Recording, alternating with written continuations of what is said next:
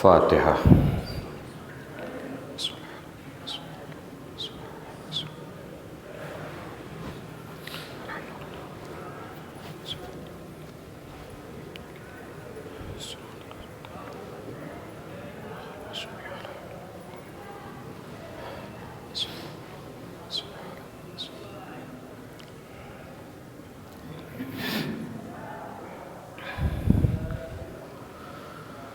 ماشاء اللہ لا حول ولا قوة الا باللہ العلی العظیم۔ اعوذ باللہ السمیع العلیم من الشیطان اللعین الرجیم۔ بسم اللہ الرحمن الرحیم۔ الحمد للہ رب العالمین، الصلاة والسلام علی اشرف الاولین والآخرین، خاتم النبیین، شفیع المذنبین، رحمۃ للعالمین، الملقب بطٰہٰ و یاسین، مولانا مولا الثقلین، سید الکونین، امام القبلتین، جد الحسن والحسین بالقاسم محمد۔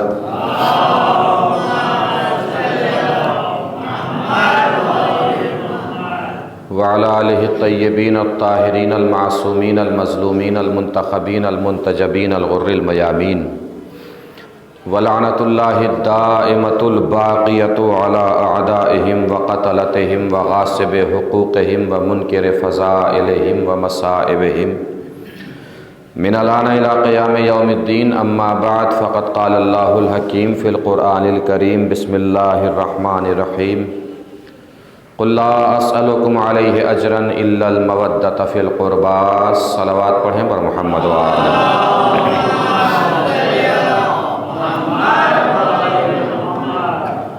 مل جل کے ایک اور بار بآواز بلند نعرہ صلوات۔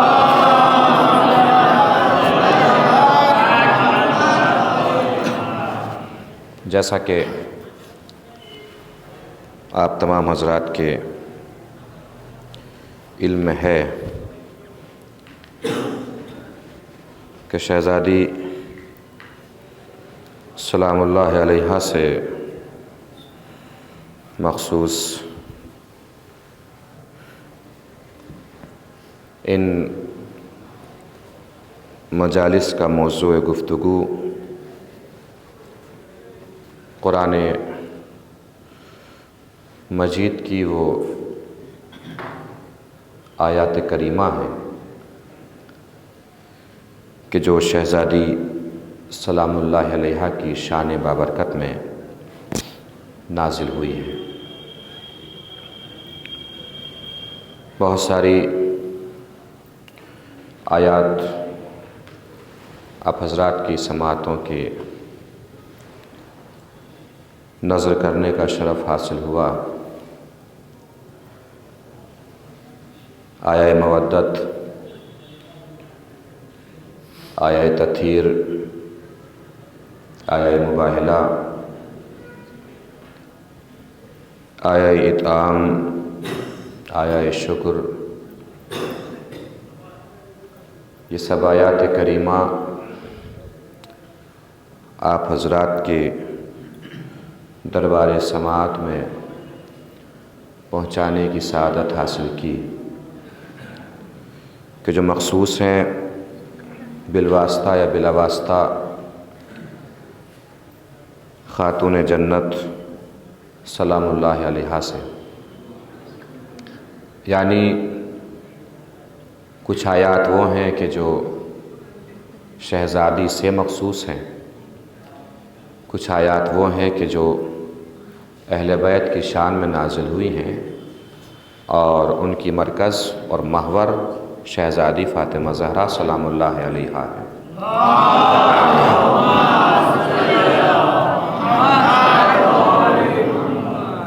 ان تمام آیات کے ذیل میں ہم نے شہزادی کی عظمتیں، شہزادی کی فضیلتیں، شہزادی کے کمالات آپ تک پہنچانے کی صحیح کی کوشش کی۔ جتنا ہم جانتے ہیں اتنا آپ کو بتایا، چونکہ مسئلہ شہزادی کا ہے۔ شہزادی کو بس جانا ہی جا سکتا ہے، پہچانا نہیں جا سکتا۔ اس لیے کہ شہزادی کے سلسلے سے ہماری بس اتنی ذمہ داری ہے جتنی ذمہ داری ہمیں شہزادی نے سونپی ہے۔ اور خطبہ فدق میں شہزادی نے بس اتنا ہی فرمایا ہے، اعلموا انی فاطمہ، جان لو کہ میں فاطمہ ہوں۔ اس لیے کہ جاننا ایک الگ لفظ ہے، پہچاننا ایک الگ لفظ ہے، علم ایک الگ لفظ ہے، معرفت ایک الگ لفظ ہے۔ قرآن مجید میں امامت کے سلسلے میں آیات کریمہ آئی ہیں، اور حضور اکرم صلی اللہ علیہ وآلہ وسلم نے بھی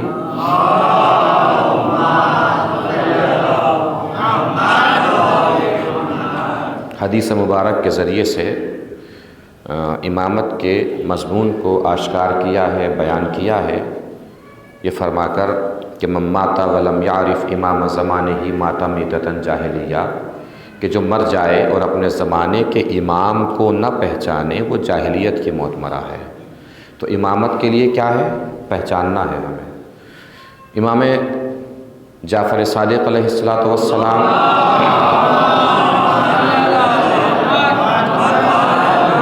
اور امام علی رضا علیہ السلام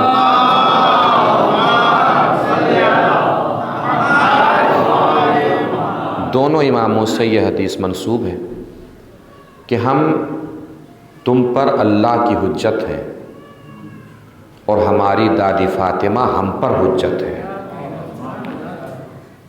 کیا فرمایا مولا نے؟ کہ ہم تم پر حجت، ہماری دادی ہم پر حجت۔ حضور نے کیا فرمایا؟ جو مر جائے اور اپنے زمانے کے امام کو نہ پہچانے وہ جاہلیت کی موت مرا ہے۔ اس کا مطلب جو جس کی حجت ہو اس کو پہچاننا اس پہ واجب ہے۔ ہمارے لیے یہ واجب ہے کہ ہم اماموں کو پہچانیں، اماموں کے لیے یہ واجب ہے کہ فاطمہ کو پہچانیں، یعنی ہمارے اوپر امامت کی معرفت ضروری ہے، اماموں کے لیے فاطمہ کی معرفت ضروری ہے، چونکہ ہمارے لیے امام حجت ہے، اماموں کے لیے شہزادی فاطمہ حجت ہے۔ نہیں پہنچی بات؟ ہمارے لیے واجب نہیں ہے کہ شہزادی کی معرفت حاصل کریں۔ کیوں؟ اس لیے کہ ہم میں وہ صلاحیت نہیں ہے، ہماری وہ حیثیت نہیں ہے، ہماری وہ اوقات نہیں ہے کہ ہم شہزادی کی معرفت حاصل کریں۔ اس لیے کہ جو شہزادی کی معرفت حاصل کرتا ہے اسے اللہ کم سے کم امام بنا دیتا ہے۔ ایک صلوات پڑھیں مل جل کے بر محمد و آلہ محمد۔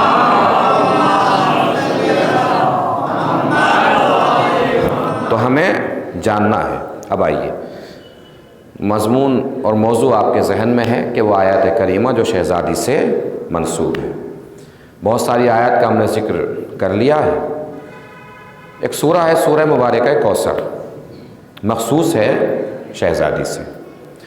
ارشاد ہو رہا ہے بسم اللہ الرحمن الرحیم، انا اعطینا کل کوثر۔ سنتے رہتے ہیں آپ، سنا بھی ہوگا، میرے لہجے میں بھی سن لیجئے۔ سورہ کس لیے نازل ہوا، کس وجہ سے نازل ہوا، اس کی شان نزول کیا ہے؟ سورہ کوثر کی۔ عاص بن وائل لعنتی مکے میں کافروں کو پکڑ پکڑ کے یہ سمجھا رہا تھا کہ دیکھو محمد ابتر ہے، صاحب اولاد نہیں ہے، ان کی کوئی اولاد نہیں ہے۔ کافروں کو کیوں بتا رہا تھا، کیوں سمجھا رہا تھا؟ اس لیے کہ کفر پریشان تھا اسلام کے پھیلنے کی وجہ سے، اور کافر یہ سوچ رہا تھا کہ اگر ایسے ہی چلتا رہا تو کفر پوری طریقے سے ختم ہو جائے گا۔ اس لیے عاص بن وائل ان کو حوصلہ دے رہا تھا، دلاسا دے رہا تھا کہ دیکھو گھبرانے کی ضرورت نہیں ہے، محمد بے اولاد ہے، ادھر محمد اس دنیا سے گئے، ادھر اسلام ختم، پھر اپنے کفر کی تبلیغ کر لینا۔ نہیں پہنچی بات؟ ادھر محمد دنیا سے گئے، ادھر اسلام ختم، محمد ابتر ہے، بے اولاد ہے، تمہیں گھبرانے کی ضرورت ہی نہیں ہے۔ کیوں سمجھایا جا رہا تھا بار بار؟ کس وجہ سے سمجھایا جا رہا تھا بار بار کہ محمد بے اولاد ہے، محمد ابتر ہے، محمد بے اولاد ہے، محمد ابتر ہے؟ کفر کی پریشانی کو ختم کرنے کے لیے، کافروں کی مشکلات کو حل کرنے کے لیے عاص بن وائل نے یہ چال چلی تھی کہ ان کو یہ بھروسہ دے، ان کو یہ دلاسا دے، ان کو یہ حوصلہ دے کہ دیکھو محمد کا اسلام اسی وقت تک دنیا میں ہے جب تک محمد دنیا میں ہے، اگر محمد چلے گئے تو آگے اسلام کو کون بڑھائے گا؟ چونکہ اولاد تو محمد کے پاس ہے ہی نہیں۔ آپ چپ بیٹھے رہ گئے، نہیں پہنچی بات، نہیں پہنچی توجہ۔ کافر تھا مگر اس کو پتا تھا کہ رسول کے بعد اسلام کو چلانے کی ذمہ داری اولاد کی ہوتی ہے، اصحاب کی نہیں ہوتی۔ پہنچ یہ بات؟ تیر، پتھر، گندگی، کانٹے، خار، کنکری، کسی چیز سے نہ گھبرانے والا رسول جبین پہ شکن ابھری، پریشان، اداس، مضطرب، بے چین، بے قرار۔ اللہ نے سورہ نازل فرمایا، اے میرے حبیب تمہیں گھبرانے کی ضرورت نہیں ہے، ہم تمہیں کوثر دے رہے ہیں۔ کیا فرمایا پروردگار نے؟ ہم تمہیں کوثر دے رہے ہیں۔ نہیں توجہ فرمائی؟ مجھے لگی ہے پیاس تو مجھے کیا چاہیے؟ پانی۔ مسلمان یہ کہتا ہے کہ انا آتینا کل کوثر کا مطلب ہے حوض کوثر، دریائے کوثر، کہ اللہ نے اپنے حبیب سے فرمایا کہ رسول ہم تمہیں حوض کوثر دے رہے ہیں، مجھے پیاس لگی ہے تو مجھے پانی چاہیے۔ کوئی صاحب میرے پاس آ کر کہے قبلہ کیا ہوا؟ جو آپ کے پاس پانی نہیں ہے مائک تو ہے، میں اس کا چہرہ گھور کے نہیں دیکھوں گا۔ کتنی بے عقلی والی بات کی ہے۔ بھئی مجھے پیاس لگی ہے تو مجھے پانی چاہیے، آپ مجھے کہہ رہے ہیں کیا ہوا جو آپ کے پاس پانی نہیں ہے؟ مائک تو ہے۔ وہ عقل کل جس نے ہر عقل بنائی ہے، وہ عقل کل اپنے حبیب سے کہہ رہا ہے اے رسول کیا ہوا جو تمہارے پاس اولاد نہیں ہے، ہم تمہیں حوض کوثر دے رہے ہیں۔ یہ کوئی بات ہوئی عقل مندی کی؟ کوثر سے مطلب حوض کوثر نہیں ہے، دریائے کوثر نہیں ہے۔ کوثر کا مطلب ہے بطول، کوثر کا مطلب ہے صدیقہ، کوثر کا مطلب ہے طاہرہ، کوثر کا مطلب ہے عذرا، کوثر کا مطلب ہے زہرا، کوثر کا مطلب ہے محدثہ، کوثر کا مطلب ہے صدیقہ، کوثر کا مطلب ہے طاہرہ، کوثر کا مطلب ہے فاطمہ۔ یعنی اللہ نے اپنے حبیب سے فرمایا اے میرے حبیب کیا ہوا جو تجھے یہ طعنہ ابتر دے رہے ہیں؟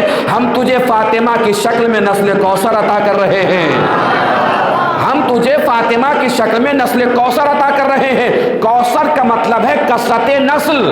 اب توجہ فرمائیے گا عزیزو، کوثر کا مطلب ہے نسل کثیر، کثرت نسل۔ یعنی اللہ نے اپنے حبیب سے فرمایا اے میرے حبیب گھبرانے کی ضرورت نہیں ہے، پریشان ہونے کی ضرورت نہیں ہے، مضطرب ہونے کی ضرورت نہیں ہے، بے چین ہونے کی ضرورت نہیں ہے، بے قرار ہونے کی ضرورت نہیں ہے، غمزدہ ہونے کی ضرورت نہیں ہے۔ ان کے طعنہ ابتر سے ہم تجھے فاطمہ کی شکل میں نسل کثیر دے رہے ہیں، جس فاطمہ سے تیری نسل اتنی چلے گی، اتنی چلے گی، اتنی چلے گی، اتنی چلے گی کہ کہیں کسی کی اولاد موجود ہو نہ ہو، تیری اولاد دنیا کے ہر کونے میں موجود ہوگی، ہر شہر میں موجود ہوگی، ہر بستی میں موجود ہوگی، ہر گاؤں میں موجود ہوگی، اور تیری نسل کو چلا کر اتنا قائم کر دوں گا، اتنا قائم کر دوں گا کہ آخری وارث ہی کو قائم بنا دوں گا، پھر اس کی حکومت کو قیامت سے ملا دوں گا۔ ایک صلوات پڑھیں مل جل کے بر محمد و آل محمد۔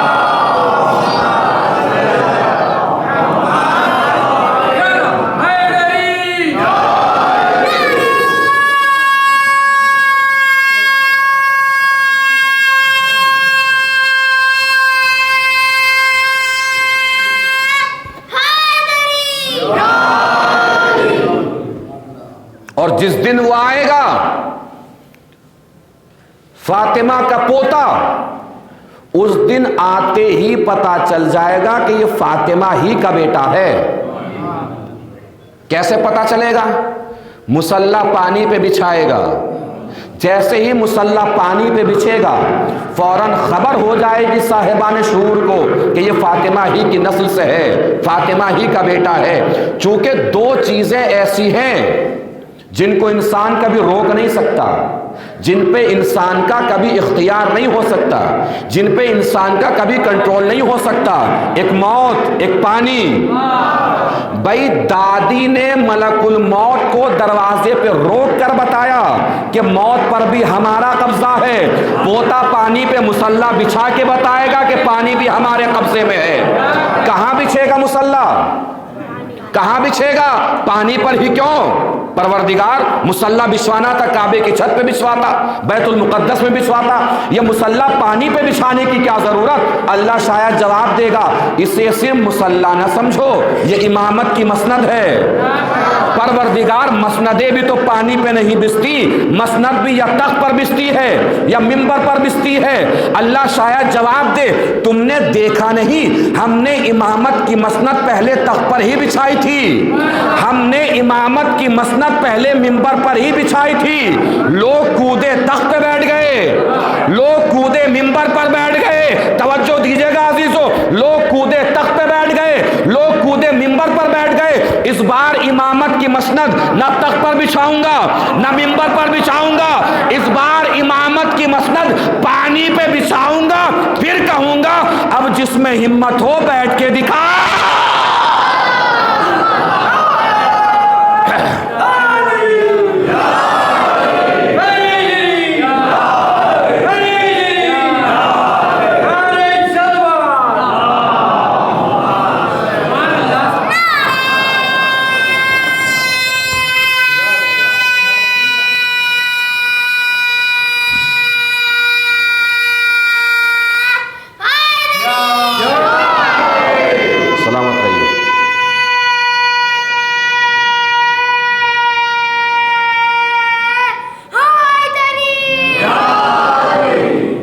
پہنچی نا بات؟ یہ شہزادی کی عظمتیں ہیں، شہزادی کی بلندیاں ہیں۔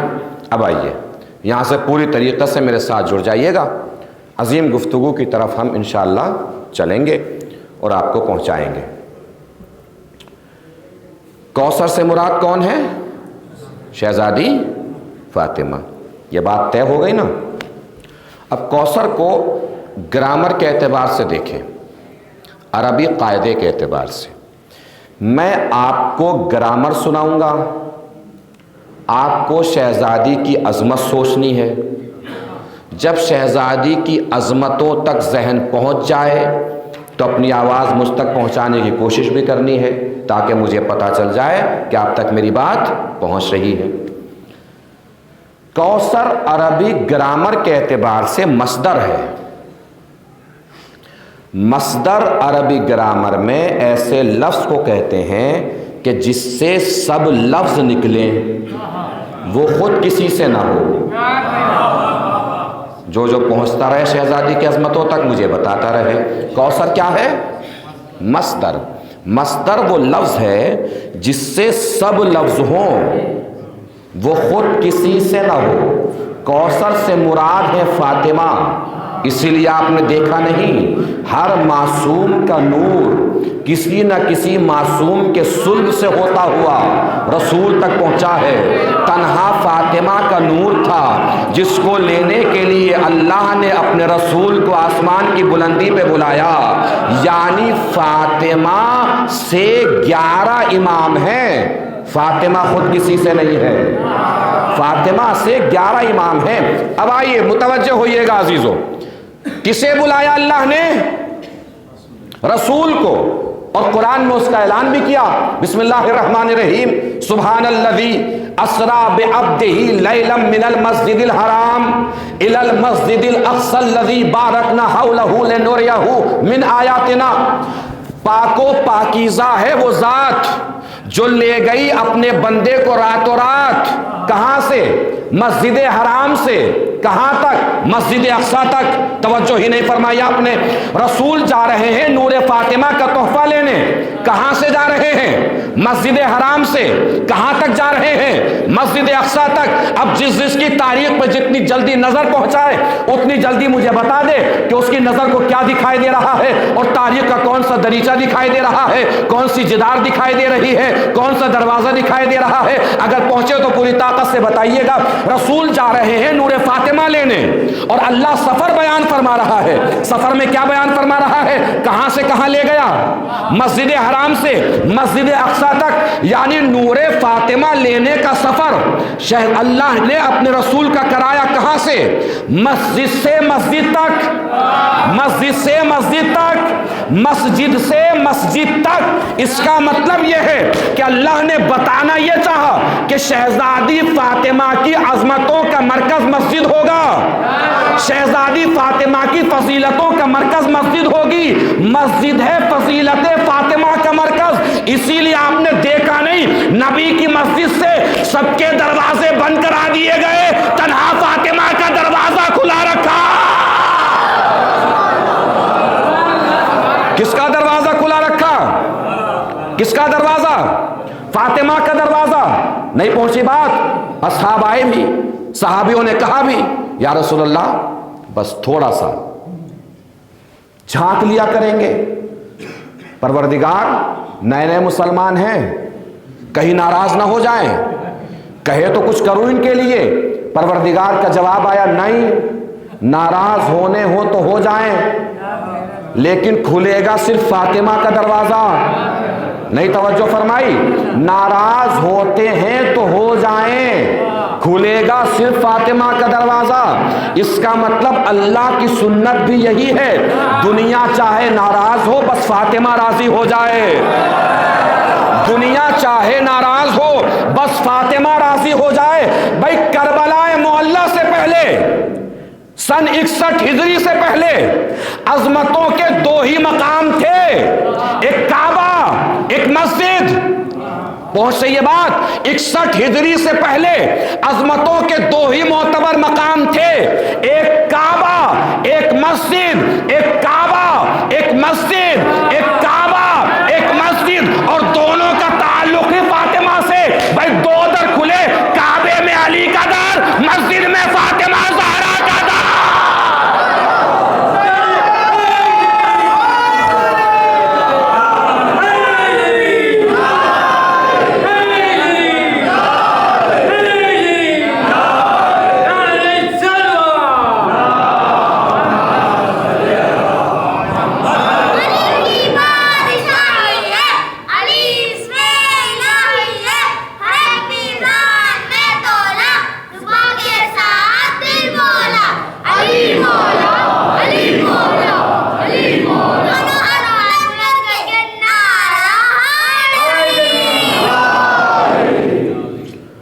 گزارش یہ ہے کہ تھوڑا تھوڑا آگے آپ لوگ سمٹ آئیے، جو لوگ باہر رہتے ہیں انہیں پریشانی ہوتی ہے مستقل۔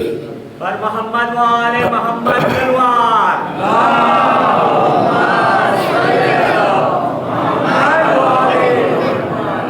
جو آگے بیٹھے ہیں وہ لوگ ٹھیک ہیں، بس پیچھے والے لوگ سمٹ کے آئیں، دروازہ کم سے کم چھوڑ کے بیٹھ جائیے۔ جو دیوار سے لگے بیٹھے ہیں وہ چاہے دیوار ہی سے لگے بیٹھے رہیں، بس دروازہ چھوڑ دیجئے تاکہ باہر آنے والے لوگ آرام سے آ کے بیٹھ سکیں۔ ایک باواز بلند صلوات پڑھ لیجیے۔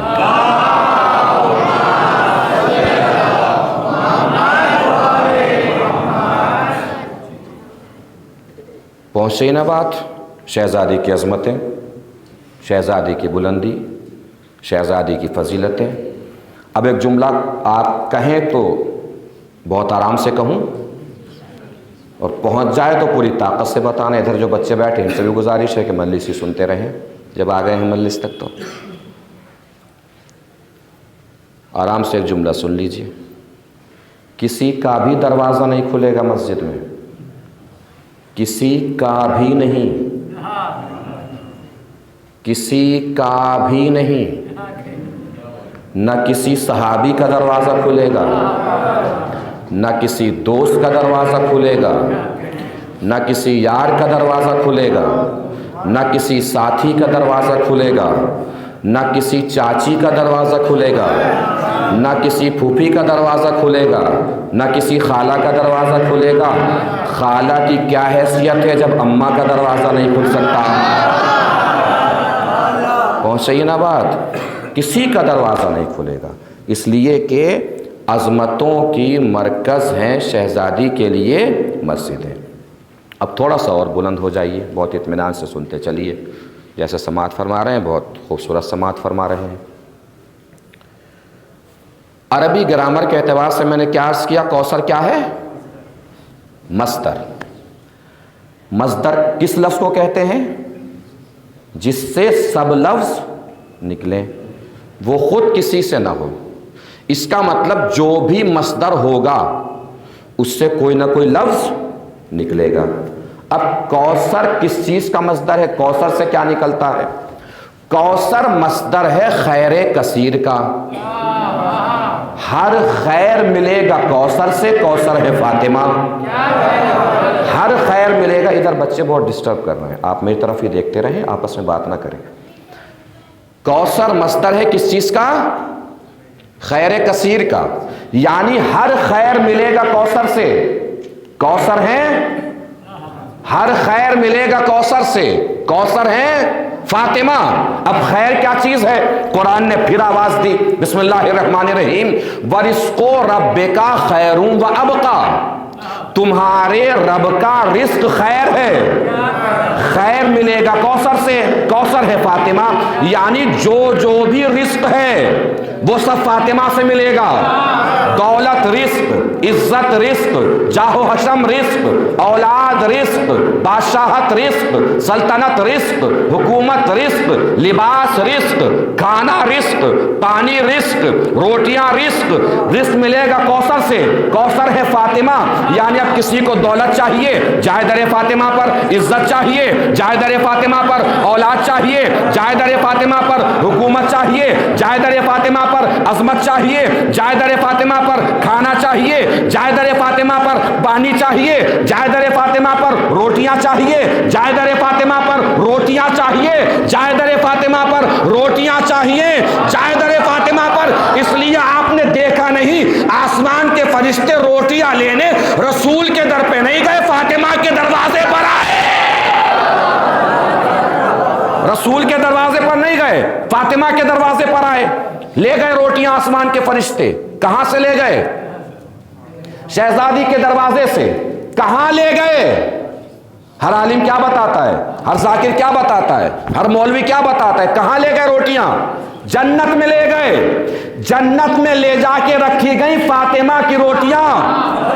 اب مجھ سے حوالہ مت پوچھئے گا، لیکن اگر میرے نظریے سے آپ کا نظریہ مل جائے، میری فکر سے آپ کی فکر مل جائے، تو پوری طاقت سے، جتنی بدن میں طاقت ہو اتنی طاقت سے میری آواز میں آواز ملا دیجئے گا۔ کہاں گئی روٹیاں؟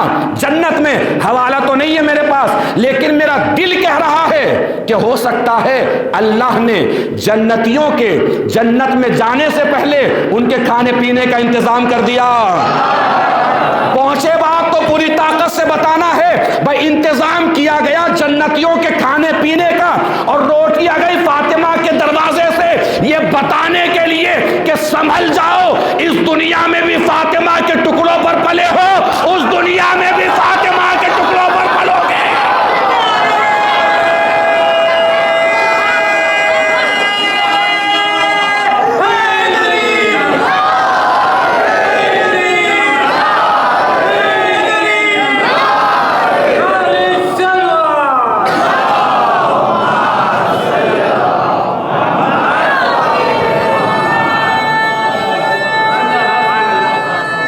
مل کے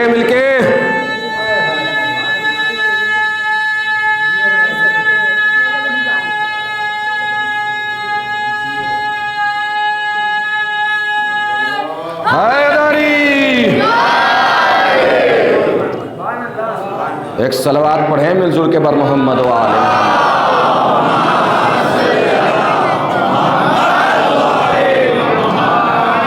سلامت رہیے۔ یہ عظمتیں ہیں، یہ بلندیاں ہیں، یہ وقار ہے۔ اب تھوڑا سا ہم اس موضوع کو تفصیلی بناتے ہیں، آگے بڑھاتے ہیں۔ یہاں سے ہمارا جو مضمون چلے گا یہ بہت اہم مضمون ہے۔ کتنا اہم ہے یہ ابھی آپ سمجھ جائیں گے۔ بالکل یہاں سے پوری طریقے سے میرے ساتھ چلتے رہنا ہے۔ سورہ کوثر میں اللہ نے لفظ کوثر رکھا، لفظ کوثر رکھا۔ پورے قرآن مجید میں کوثر بس ایک ہی ہے۔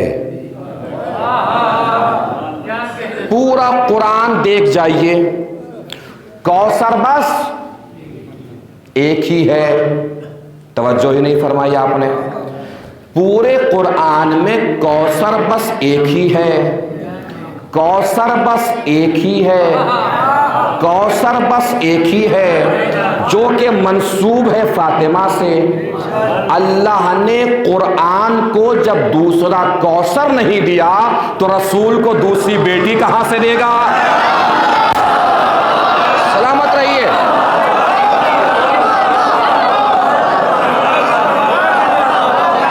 جب اللہ نے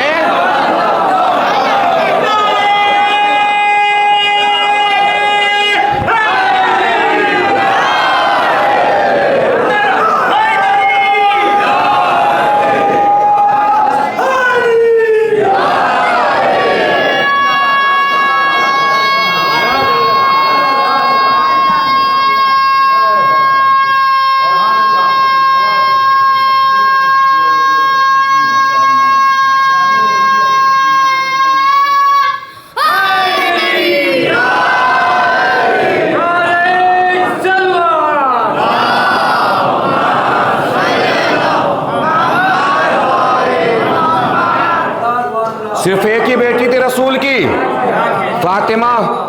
اب اتنی دلچسپی سے آپ نے یہ مضمون سنا ہے تو آخر تک اسے دلچسپی کے ساتھ سنتے جائیے گا، بڑا اہم موضوع ہے، رسول کی اکلوتی بیٹی ہونا۔ اللہ جانے مسلمان کیوں اس بات پہ تلا ہے کہ رسول کی فاطمہ کے علاوہ بھی اور بیٹیاں بنا دے، کچھ بھی کرنا پڑے اسے، بیٹیاں ہیں۔ پہلے تھوڑا سا میں آپ کو تاریخی حقیقت بتا دیتا ہوں، بڑی سنجیدگی سے سن لیجئے گا، اس کے بعد ہم اس کی پرتیں کھولیں گے، یعنی مسلمانوں کے لیے کیوں ضروری ہے کہ رسول کی فاطمہ کے علاوہ بھی اور بیٹیاں ہونی چاہیے۔ وہ ریزن ہم آپ کو بتائیں گے اور وجہ ہم آپ کو بتائیں گے۔ بس ساتھ ساتھ اسی طریقے سے میرا ساتھ دیتے رہیے گا تاکہ میرا بھی دل لگتا رہے اور آپ کا بھی دل لگ جائے۔ پہلے تھوڑی سی تاریخی حقیقت سن لیجئے ان بیٹیوں کے شاخسانے کی۔ تاریخ میں ملتا ہے، جو مسلمانوں نے لکھی ہے، کہ 3 بیٹیاں اور تھیں، رقیہ، ام کلثوم، زینب۔ ٹھیک ہے، رقیہ، بعض جگہ ام کلثوم کو کلثوم لکھا گیا ہے، زینب، یہ 3 بیٹیاں اور تھیں۔ تاریخ میں یہ بھی لکھا ہے، بالکل آرام سے سنیے گا، کہ رسول کی بعثت سے پہلے، یعنی اعلان نبوت سے پہلے، ان بیٹیوں کی شادی ہو گئی۔ یہ بھی ذہن میں رکھیے گا، 3 بیٹیاں ہیں، ان کی شادی بھی ہو گئی۔ شادی ہوئی کافروں سے، یہ بھی لکھا ہے تاریخ میں، جو کہ اسلام کی دعوت کے بعد ان کافروں نے ان کو طلاق دے دی۔ اسی کے بعد اصل تاریخ شروع ہوتی ہے کہ کیوں ضروری ہے مسلمانوں کے لیے فاطمہ کے علاوہ بھی رسول کی اور بیٹیاں ہونا، کس لیے ضروری ہے۔ پہلے اس کی تاریخی حقیقت سن لیجیے۔ جب جناب خدیجہ سے شادی ہوئی تو رسول کی عمر تھی 25 سال، 25 سال عمر ہوئی۔ جب اعلان نبوت کیا ظاہری طور سے تو رسول کی عمر تھی 40 سال۔ کتنا گیپ ہوا؟ کتنا؟ 15 سال۔ تاریخی حقیقت یہ بھی ہے کہ 5 سال تک رسول کے یہاں کوئی اولاد نہیں ہوئی۔ کتنا گیپ بچا؟ 5 سال اور مائنس کر دیجئے، کتنا بچا؟ 10 سال بچا نا۔ تاریخ میں لکھا ہے کہ ان بیٹیوں کی شادی اعلان نبوت سے پہلے ہو گئی، تو گیپ تو صرف 10 سال کا ہی ہے۔ اب مجھے کوئی صاحب عقل بتائے کہ 10 سال میں 3 بیٹیاں بھی پیدا ہو گئیں، جوان بھی ہو گئیں، شادیاں بھی ہو گئیں۔ یہ تو ایک تاریخی حقیقت اور تاریخ سے میں نے آپ کو سنایا۔ اب جاگیے گا عزیزو، ساتھ ساتھ رہیے گا۔ لیکن مسلمانوں کے لیے ضروری کیوں ہے؟ اتنا زور کس لیے ہے کہ رسول کی اور بیٹیاں بھی ہیں؟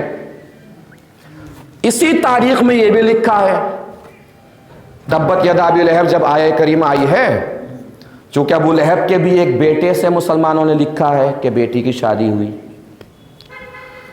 تو ان بیٹیوں کو ہو گئی طلاق،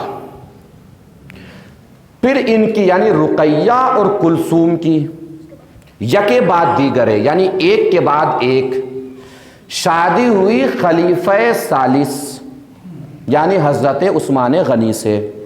ٹھیک ہو گئی بات؟ چونکہ رسول کی دو بیٹیاں عثمان کے پاس آئیں، اسی وجہ سے مسلمانوں نے عثمان کو ذو النورین بھی کہا، دو نور والا۔ اب اگر جملہ پہنچے تو آپ کی آواز مجھے چاہیے۔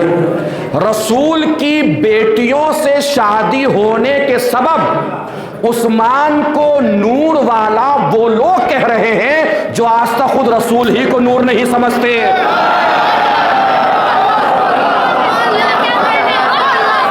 سلامت رہیے بھائی، جو لوگ آج تک خود رسول ہی کو نور نہیں سمجھتے وہ کہتے ہیں کہ رسول کی بیٹیوں کی وجہ سے عثمان ذو النورین ہے۔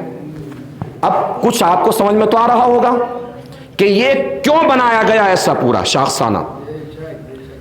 کس لیے بنایا گیا شاخسانہ؟ اس لیے بنایا گیا کہ عثمان کو علی کے مقابلے میں لا کے کھڑا کر دیں۔ خلیفہ ثالث حضرت عثمان غنی کو علی کے اب بار بار میں نام نہیں لوں گا، اب آپ کو سمجھ جانا ہے کہ میں کیا بول رہا ہوں، تاکہ علی کے مقابلے میں کھڑا کیا جا سکے۔ اس کا مطلب یہ لوگ سمجھے نہیں کہ جو بلند ہوتا ہے وہ خود بلند ہوتا ہے، جو پست ہوتا ہے وہ خود پست ہوتا ہے۔ رشتے اور ناطے جڑنے کی وجہ سے کوئی بلند پست نہیں ہوتا، کوئی پست بلند نہیں ہوتا۔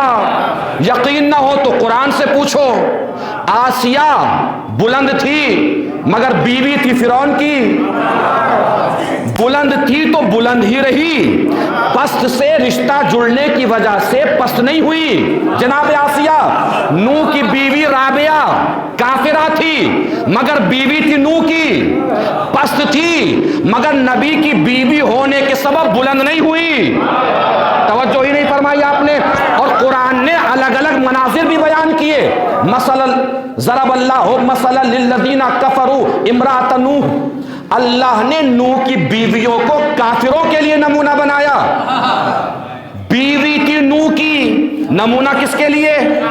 کافروں کے لیے۔ دوسری جگہ فرمایا ضرب اللہ مثلا للذین آمنوا امرأۃ فرعون، فرعون کی بیوی کو نمونہ بنایا مومنوں کے لیے۔ بیوی ہے کافر کی، نمونہ ہے مومنوں کے لیے، بیوی ہے نبی کی، نمونہ ہے کافروں کے لیے۔ اسی دن سے ہماری سمجھ میں آ گیا کہ ہمیں یہ نہیں دیکھنا ہے کہ بیوی کس کی ہے، یہ دیکھنا ہے کردار کیسا ہے۔ بھئی یہ مت دیکھیے بیوی کس کی ہے، کیا نمونہ بنایا؟ ضرب اللہ مثلا للذین آمنوا امرأۃ فرعون، جناب آسیہ کو نمونہ بنایا مومنوں کے لیے۔ کیوں نمونہ بنایا؟ اس قالت رب ابن لی عندک بیتا فی الجنہ، پروردگار تو میرے لیے جنت میں گھر بنا دے۔ کیوں بنا دے بھائی جنت میں گھر؟ کوئی کلمہ پڑھا ہے؟ نمازیں پڑھی ہیں؟ ثابت ہے کہیں سے کلمہ پڑھا ہو جناب آسیہ نے؟ کیوں بنا دے گھر؟ کہ جناب آسیہ کی بہت بڑی ذمہ داری جو انہیں دی گئی تھی اس کو ادا کیا۔ کیا ادا کیا؟ کہ ایک نبی کو پالا، نبی کو پالا مگر پال کے جنت میں گھر مانگ لیا۔ اب مجھے بتائیے کہ نبی کو پالا ہے اور جنت میں گھر مانگ رہی ہیں تو اللہ جنت میں گھر دے گا کہ نہیں دے گا؟ ضرور دے گا جنت میں گھر۔ ایک باپ کے دو بیٹے ہیں، دونوں مثلا ہائی اسکول میں پڑھتے ہیں۔ باپ نے بچوں سے کہا تم اچھے نمبروں سے اگر پاس ہو گئے جو تم مجھ سے کہو گے میں وہ دلا دوں گا تمہیں۔ دونوں بچے ہائی اسکول میں اچھے مارکس لے آئے، اچھے نمبر لے آئے۔ باپ نے دونوں بیٹوں کو سامنے کھڑا کیا، ایک سے پوچھا تمہیں کیا چاہیے؟ اس نے کہا ابا اسکول جاتے ہو پریشانی ہوتی ہے، سائیکل چاہیے۔ سائیکل دلائے گا کہ نہیں دلائے گا؟ دلائے گا۔ دوسرے بیٹے سے کہا تجھے کیا چاہیے؟ اس نے کہا بابا جو آپ کی مرضی ہے. جس نے مانگا اسے اس کی اوقات سے دلائے گا، جس نے نہیں مانگا اسے اپنی حیثیت سے دلائے گا. بھائی جس نے سائیکل مانگی اسے سائیکل دے گا، چاہے اوقات کار دینے کی ہو، چونکہ مانگی ہی اس نے سائیکل ہے. اور جس نے کچھ نہیں مانگا اسے اپنی حیثیت سے دلائے گا. دو شخصیتیں، ایک نے نبی کو پالا، ایک نے فخر موسیٰ نبی کو پالا. بھائی ایک طرف آسیہ جنہوں نے موسیٰ کو پالا، ایک طرف ابو طالب جس نے رسول آخر کو پالا. اللہ نے دیکھا کہ آسیہ نے پالا مگر جنت میں گھر مانگ لیا، تو جنت میں گھر دے گا کہ نہیں دے گا؟ اللہ دیکھ رہا ہے ابو طالب کچھ مانگے، اب بھی کچھ مانگے، اب بھی کچھ مانگے، اب بھی کچھ مانگے، اب بھی کچھ مانگے، مگر ابو طالب نے پوری زندگی کچھ نہیں مانگا. تو آسیہ کو دے گا آسیہ کی اوقات سے، ابو طالب کو دے گا اپنی حیثیت سے. آسیہ سے کہا تو نے جنت میں گھر مانگا، تجھے جنت میں گھر دے رہا ہوں. ابو طالب سے فرمایا تو نے کچھ نہیں مانگا تو ایسا کر، تیرا رجب کو آ میرا گھر لے جا.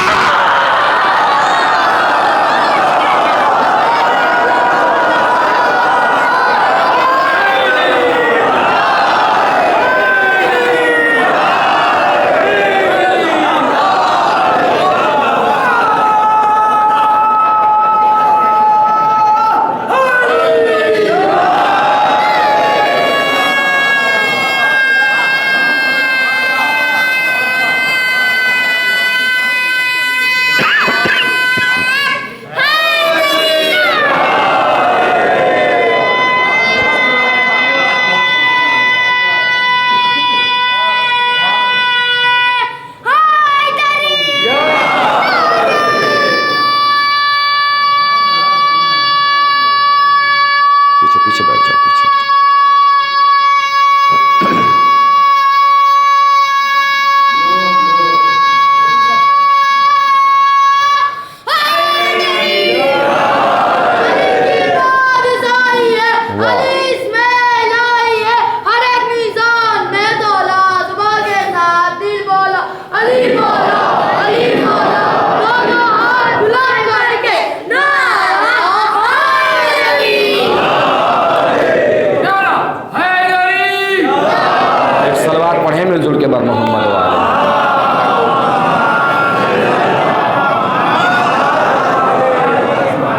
تو مضمون ذہن سے تو نہیں نکلا؟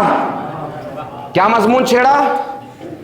کیوں ضروری ہے مسلمانوں کے لیے کہ شہزادی فاطمہ کے علاوہ بھی رسول کی اور بیٹیاں ہونی ہی چاہیے؟ اس لیے کہ علی کے مقابلے پر دوسروں کو عظمتیں دینی تھی، علی کے مقابلے پر دوسروں کو کھڑا کرنا تھا. لیکن ان بیچاروں کو یہ نہیں پتا کہ علی اس وجہ سے بلند نہیں ہوئے کہ ان کی فاطمہ سے شادی ہوئی. جملہ رائے گا نہ ہو جائے. اگر جملہ سننا اور سمجھنا چاہتے ہیں اور سمجھتے ہیں، علی اس وجہ سے بلند نہیں ہوئے کہ ان کی فاطمہ سے شادی ہوئی، بلکہ علی بلند تھے اس لیے فاطمہ سے شادی ہوئی.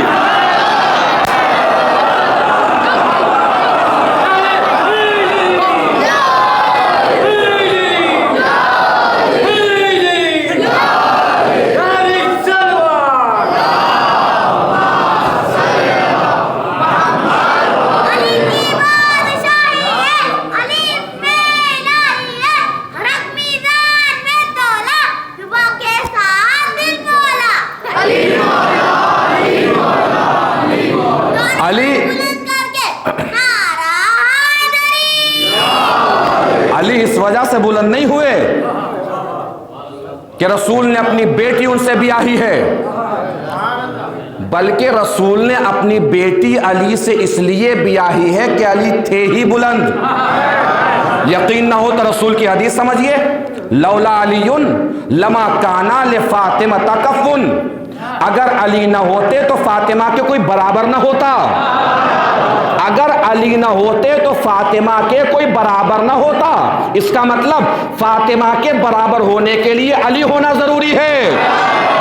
کون برابر نہ ہوتا؟ کس کے بارے میں کہا؟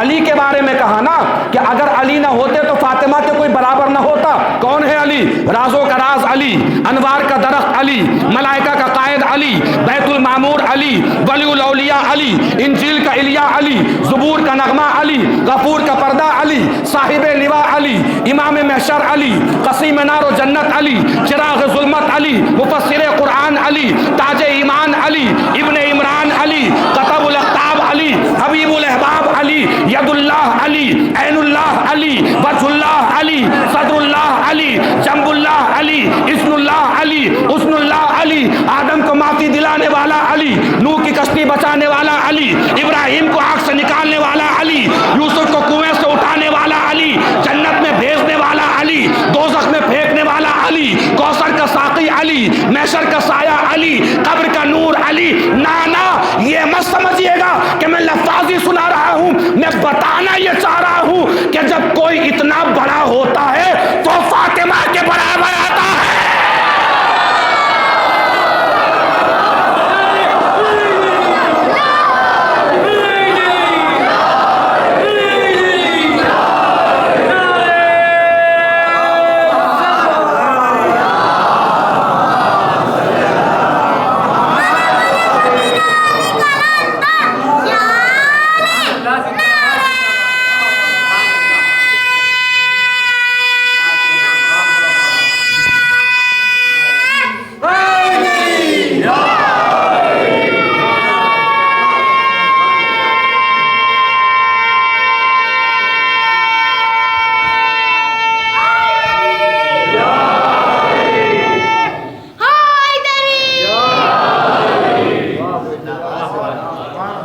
سلامت رہیے۔ جب کوئی اتنا بڑا ہوتا ہے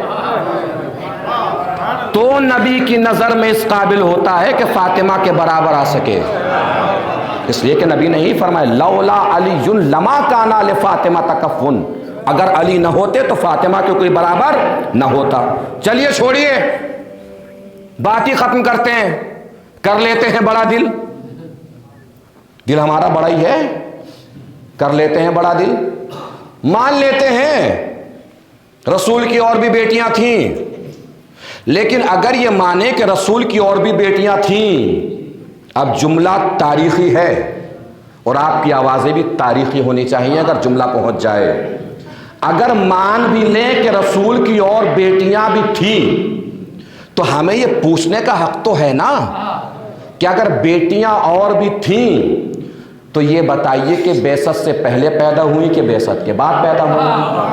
اگر اس میں اختلاف ہے تو اختلاف کیوں ہے؟ یہ بتائیے کہ بیٹیاں 3 تھیں کہ 4 تھیں، اس میں اختلاف ہے تو اختلاف کیوں ہے؟ یہ بتائیے کہ بیٹیوں کی ولادت کب ہوئی، کس جگہ ہوئی، کہاں پر ہوئی، تاریخ کیا تھی، سن کیا تھا، وفات کہاں ہوئی، کہاں انتقال ہوا، قبر کہاں ہے، کس قبرستان میں دفن ہوئی ہے، یہ بتائیے شادی کس کس سے ہوئی، شوہروں کے نام کیا تھے، یہ بتائیے جب طلاق ہوئی تو کس سے شادی ہوئی، کہاں شوہروں کے نام تھے، کس کس سے شادی ہوئی، کس کس سے بیاہ ہوا، بارات کہاں سے چلی، کون بارات لے کر آیا، رخصتی کس نے کی، کس تاریخ میں شادی ہوئی۔ اگر ان سب میں اختلاف ہے اور دنیا کوئی فیصلہ نہ کر سکے نا تو پھر کسی کو یہ حق نہیں پہنچتا ہے کہ بنی امیہ کی جھوٹی حدیثوں کی گڑی ہوئی تاریخ میں سرکاری بیٹیوں کو رسول کی بیٹیاں بنا دے۔ یہ ساری جھوٹی حدیثوں سے بنی ہوئی سرکاری بیٹیاں ہیں، کسی کو حق نہیں ہے کہ انہیں رسول کی بیٹیاں بنائے۔ چلیے اور دل بڑا کر لیجئے، پھر بھی مان لیتے ہیں کہ رسول کی اور بیٹیاں بھی تھیں، تو پھر دنیا ہمیں یہ بتائے کہ اگر بیٹیاں اور بھی تھیں تو ایسا کیوں ہے؟ کیا آئے مودت صرف فاطمہ کے لیے نازل ہوئی؟ آئے تطہیر صرف فاطمہ کے لیے نازل ہوئی؟ میدان مباہلہ میں صرف فاطمہ گئیں؟ چادر تطہیر میں صرف فاطمہ آئیں؟ ایسا کیوں ہے کہ فرشتے آسمان سے صرف فاطمہ کے دروازے پر ہی اجازت لے کر آتے تھے؟ ایسا کیوں ہے کہ قرآن کی آیتیں فاطمہ کے گھر میں ہی نازل کیوں ہوئی؟ ایسا کیوں ہے کہ قرآن کی آیتیں فاطمہ ہی کی شان میں نازل ہوئی؟ ایسا کیوں ہے رسول صرف فاطمہ کے دروازے پر ہی سلام کرنے جاتے تھے؟ ایسا کیوں ہے کہ رسول اپنے کاندھے پہ صرف فاطمہ کے بچوں ہی کو بٹھاتے تھے؟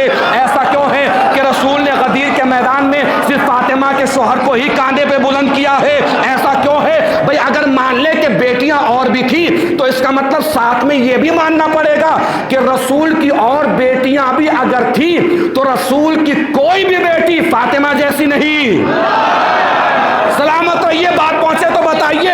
رسول کی کوئی بھی بیٹی فاطمہ جیسی نہیں. کون رسول؟ خلق اول، خلق اول، نور اول، عشق اول، علم اول. یعنی علم اول باپ کی بیٹی بھی فاطمہ جیسی نہیں، علم اول باپ کی بیٹی بھی فاطمہ جیسی نہیں، علم اول باپ کی بیٹی بھی فاطمہ جیسی نہیں. سوچنے کی بات ہے، جب علم اول باپ کی بیٹی فاطمہ جیسی نہیں ہو سکتی تو کسی جاہل باپ کی بیٹی فاطمہ جیسی کیسے ہو؟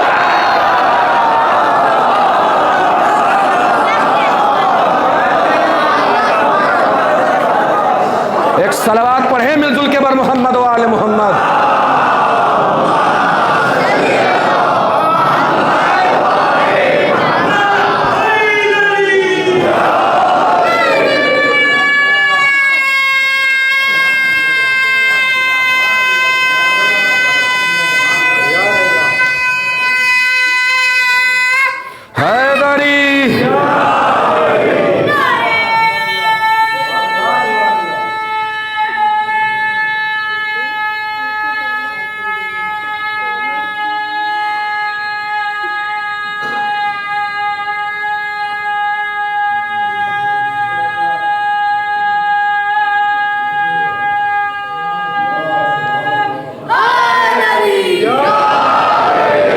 سلامت رہیے. ایک صلوات پڑھیں مل جل کے بر محمد.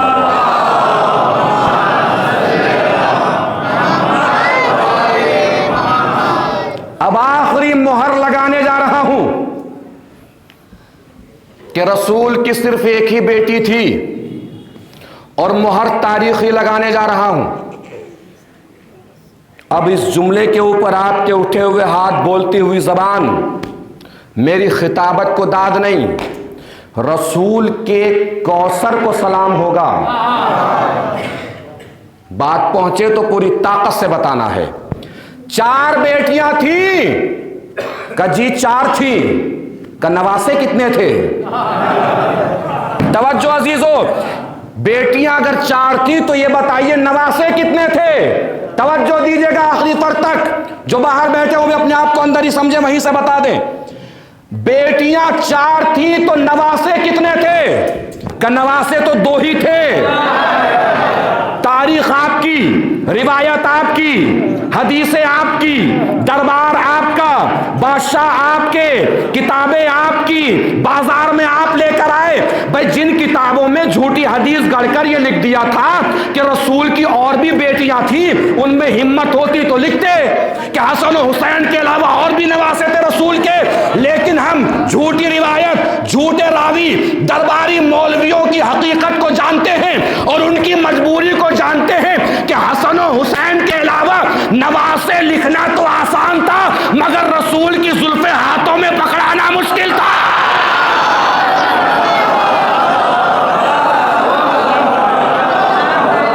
نواسے لکھنا آسان تھا، زلفیں پکڑانا مشکل تھا. حسن و حسین کے علاوہ تاریخ میں نواسے لکھنا آسان تھا مگر ان کے لیے رسول کو ناکا بنانا مشکل تھا.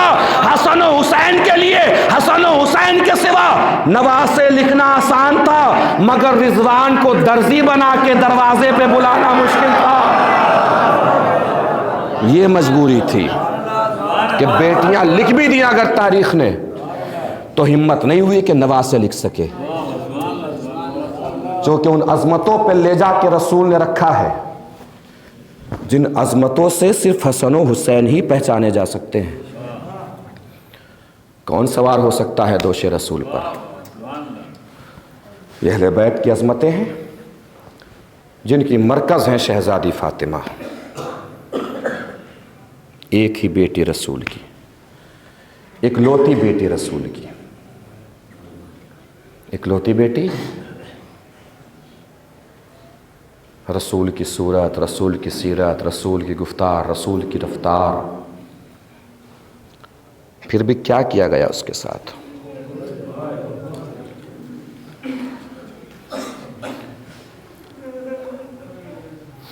جس کو دیکھ کے رسول اپنے پورے قد کے ساتھ کھڑے ہو جاتے تھے، وہ خود کھڑی رہی دربار میں، کسی نے بیٹھنے کے لیے بھی نہیں کہا۔ جتنا ہم سے ہو سکا ہم نے شہزادی کے فضائل، شہزادی کی عظمتیں بتائیں۔ کل انشاءاللہ ہم آپ کو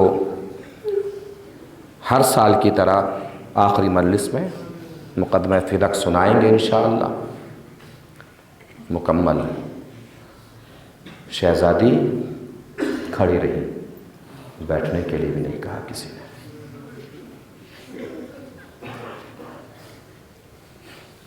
رسول کا سر رکھا ہے فاطمہ کے زانوں پر، ملک الموت دروازے پہ کھڑا ہے، جب تک فاطمہ نے اجازت نہیں دی اندر نہیں آیا۔ کون اندر نہیں آیا؟ ملک الموت۔ اللہ جانے وہ کیسے ظالم تھے کہ دروازہ توڑ کے جلا کے اندر گھسا۔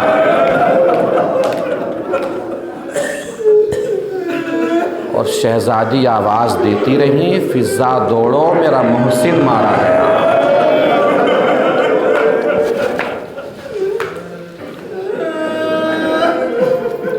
کل انشاءاللہ آپ مصائب شہادت سماعت فرمائیں گے۔ میں نے جتنی مجلس ابھی تک پڑھی ہیں کسی میں شہزادی کی شہادت کا بیان نہیں کیا ہے، صرف یہی سوچ کے کہ آپ کی تڑپ شہادت کے دن ظاہر ہو۔ شہزادی فاطمہ کے آغوش میں رسول کا سر رکھا ہے۔ لیکن ایک جملہ کہوں اور ایک بات کہوں، اگر آپ رونے کے لیے تیار اور بے قرار ہیں۔ بہت مصیبت ڈھائی گئی شہزادی آپ پر۔ شہزادی آپ کی آغوش میں بابا کا سر ہے، لیکن اے فاطمہ زہرا دست ادب جڑے ہیں، آغوش میں سر ہے، کوئی تماچے مار کے سر لینے والا تو نہیں ہے نا، باپ کا سر کٹا ہوا تو نہیں ہے نا، دامن جلا ہوا تو نہیں ہے نا۔ ہائے رے وہ مظلومہ سکینہ جس سے پوچھا یزید نے کہ تو ایک پیر اٹھا کیوں رہی ہے، ایک پیر رکھ کیوں رہی ہے، کہ تجھے دکھائی نہیں دے رہا ہے سب کے گلے بندھے ہیں، رسم ایک ہے، اور سب کے قد مجھ سے بڑے ہیں، وہ کھڑے ہوتے ہیں تو میرا گلا کھنچنے لگتا ہے۔ رسی جدا کی گئی گلے سے، سنا ہے تو اپنے باپ سے بہت محبت کرتی ہے۔ اللہ کسی بچے کو یہ منظر نہ دکھائے جو سکینہ نے دیکھا ہے۔ جب میں بھی کرتی ہوں، میرے بابا بھی مجھ سے بڑی محبت کرتے تھے، کہ دیکھے گی اپنے بابا کو کہ میرے بابا تو کربلا میں شہید ہو گئے، قتل کر دیے گئے۔ تشت نکالا گیا، تشت کے اوپر سے کپڑا ہٹایا گیا، کٹا ہوا سر، چہرہ خون آلود، سکینہ سینہ پیٹ کے چیخ کے بولی ہائے یہ تو میرا بابا ہے۔ اور سکینہ نے چاہا کہ آگے بڑھ کے سر کو اٹھا لے، شمر ملون درمیان میں آ گیا کہ نہیں، ایسے نہیں، ہم تو تب جانے تمہارے بابا تم سے بہت محبت کرتے تھے، جبکہ تم آواز دو تمہارے بابا کا کٹا ہوا سر تمہاری آغوش میں آ جائے۔ ایک مرتبہ سکینہ بیٹھ گئی زمین پہ، اپنا جلا ہوا کرتا اٹھایا، دامن اٹھایا، اور دامن اٹھا کے فرمایا بابا، ظالم کے دربار میں باپ بیٹی کی محبت کا امتحان ہے بابا، سکینہ شرمندہ نہ ہو جائے۔ بابا چلے آئیے، حسین کا سر اٹھا، سکینہ کی آغوش میں آ کے گرا، سکینہ نے اپنے رخسار حسین کے رخسار پہ رکھ لیے۔ آخری جملہ ہے، وقت بھی مکمل ہو گیا، بس آخری جملہ اور مصائب تمام، رو لیجیے گا جتنا رونا ہوگا، دے لیجیے گا پرسہ جتنا دینا ہوگا۔ عزادارو سکینہ نے بیان کرنے شروع کیے، بابا آنکھیں کھول کے دیکھیے، بابا آنکھیں کھول کے دیکھیے کہ آپ کی بچی کو کیا ہو گیا ہے۔ جو بچی سینے پہ سویا کرتی تھی بابا، اس کے گلے میں رسیاں باندھی گئی بابا آنکھیں کھول کے دیکھیے بابا۔ حسین کی آنکھیں نہیں کھولی۔ اچھا بابا ایک بار آنکھیں کھول کے اپنی بہن اور اپنے بیٹے سجاد سے پوچھ لیجئے بابا کہ میں نے کربلا سے ابھی تک انہیں پریشان نہیں کیا بابا۔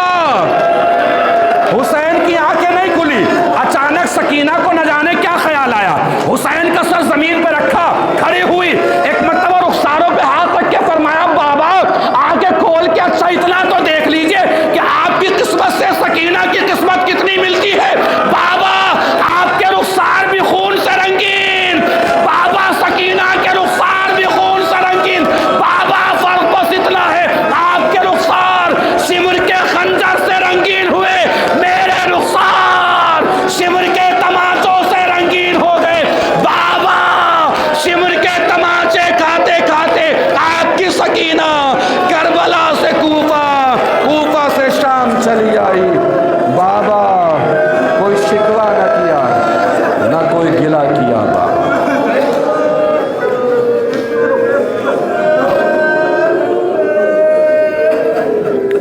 الا لعنت اللہ علی القوم الظالمین، سیعلم الذین ظلموا ای منقلب ینقلبون، انا للہ و انا الیہ راجعون۔